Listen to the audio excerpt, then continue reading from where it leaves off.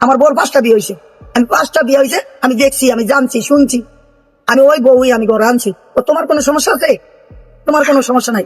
আমার বউরে আমি খাওয়াবো, আমি পড়াবো, আমি কিনদামু, আমি সব কিছু করবো। তোমার জলে কা? এবার খেপে গেলেন মামুনের মা। আমার বউয়ের 5টা বিয়ে হইছে, তোমার এত জলেকা, লাইলার এত জলেকা, কি ভাই বিশ্বাস হইতাছে না?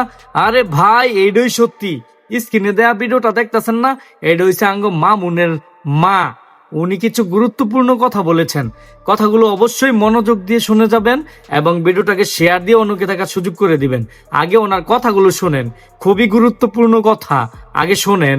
আমার বউর 5টা বিয়ে হয়েছে, আমি 5টা বিয়ে হয়েছে, আমি দেখছি, আমি জানছি, শুনছি, আমি ওই বউই আমি ঘরে আনছি। তো তোমার কোনো সমস্যা আছে? তোমার কোনো সমস্যা নাই। আমার বউরে আমি খাওয়াবো, আমি পড়াবো, আমি কিনদামু, আমি সব কিছু করবো। তোমার জলে কা? তোমার যদি জলে তো তুমি আমার কাছে আইসো, তারপর দেখবো তোমার কিভাবে জলে, কেন জলে। কই আর তো কেউ জলে না, তোমার আর লাইলার কেন ধরাইবো?